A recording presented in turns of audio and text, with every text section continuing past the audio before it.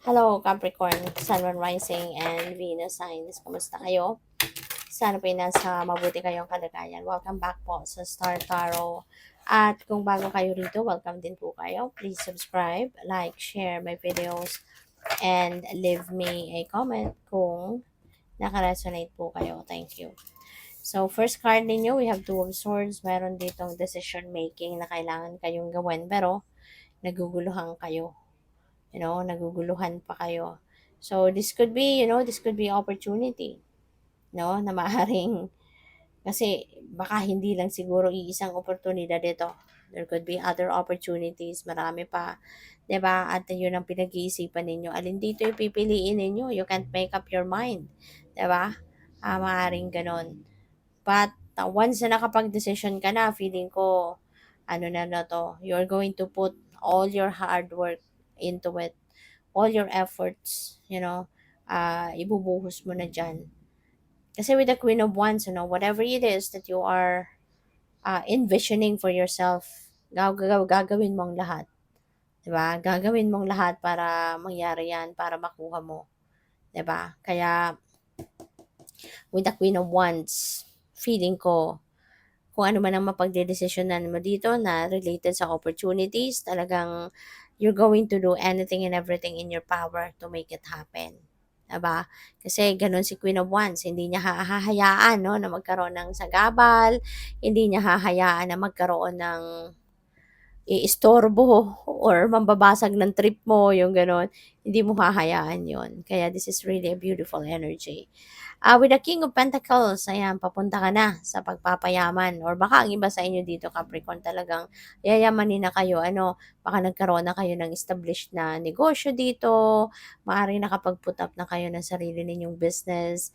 Maaaring, kung kayo ay nag-i-employo pa rin, baka kayo ay nasa pinnacle of success in terms of your career. Kasi baka isa na kayong, alam mo yon, nasa taas, mas mataas na posisyon sa inyong trabaho, pwedeng gano'n.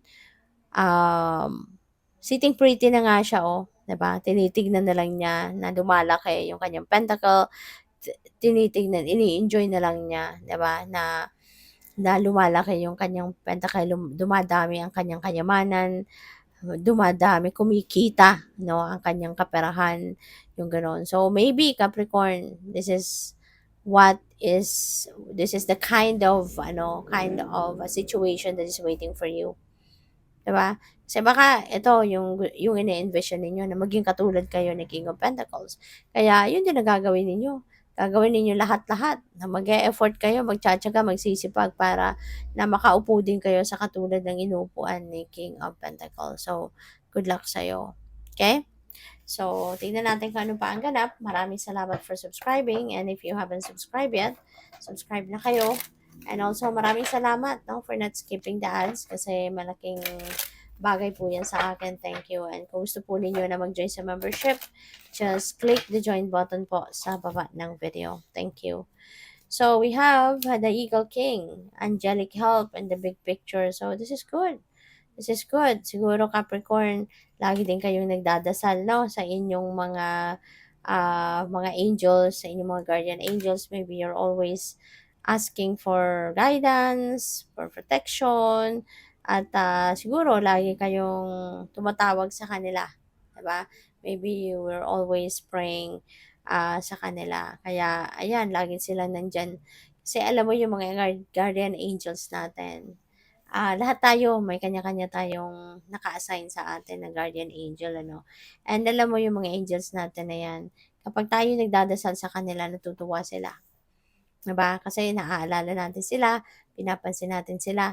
And whenever we are asking for help, no, kapag tumatawag tayo sa ating mga guardian angels, nako, nag-uunahan ng mga 'yan para pumunta sa iyo, para tulungan ka para gawa ng paraan, ano, kung ano man yung maitutulong nila para sa iyo. Mag-uunahan ng mga 'yan. Kaya in this case, baka meron kayong maaaring meron kayong inihihingi, no, ng tulong. Meron kayong sitwasyon na kailangan ninyo ng tulong nila.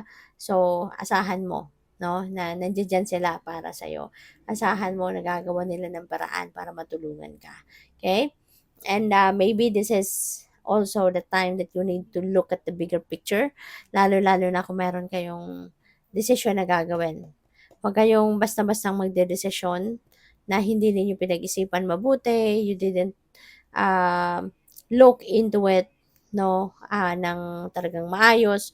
Kailangan na tignan ninyong maigi ito. Okay? Kailangan na pansinin ninyo agad ito. Okay? So, angelic help is here, and na maaari yung angelic help na to also is going to give you, baka guidance ito para sa inyo on how you are going to um, make that decision. Kaya siguro yung message na to, na look at the big picture sa inyong sitwasyon, could be one of those reminder ng mga angels mo sa'yo na yun ang gawin mo. Kasi maaring yun ang talagang necessary na i-apply mong strategy dito sa pagdedesisyon ninyo. Okay?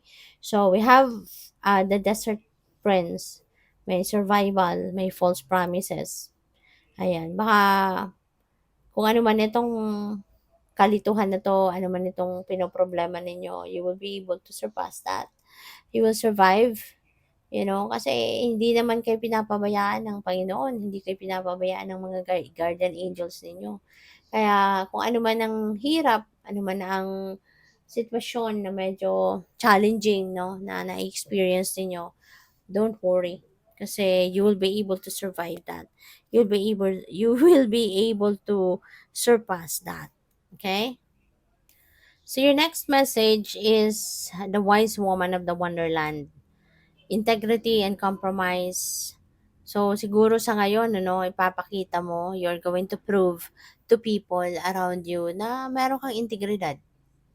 'Di ba? Marunong kang manindigan, marunong kang magkilala ng kakayanan ng iba, marunong kang tumanggap ng pagkakamali mo, marunong kang mag-appreciate, 'no, ng mga tao sa paligid ninyo, yung mga gano'n, 'no. So, parang ang dami mong puwedeng ipakita ngayon, 'no, pagpapatunay, 'no, na isa kang taong mapagkakatiwalaan, yung mga ganyan. And also, ang iba siguro sa inyo, you are going to step up as the bigger person, at maaaring ikaw ay papasok sa isang compromise para na magkaayos lang kayo ng kung sino man. Baka meron ditong someone that you're dealing with na nagmamatigas, na parang, alam mo yun, kung ano yung gusto niya, yun ang pinagpipilitan, yung ganon. So, kaya siguro nagkaroon kayo ng hindi pagkakaintindihan. So, now, it feels like to me na you're going to enter a compromise, para na magkaayos kayo, para na mag-agree kayo sa iisang bagay. Kasi, maaaring hindi ka sanay, ng merong hindi pagkakaintindihan with another person. Kaya you're going to enter into a compromise para na mag-meet halfway kayo, para na kayo, para na ang tawag dito, magkaayos kayo, no? So, good luck sa'yo. Thank you for watching. Love and light. Namaste.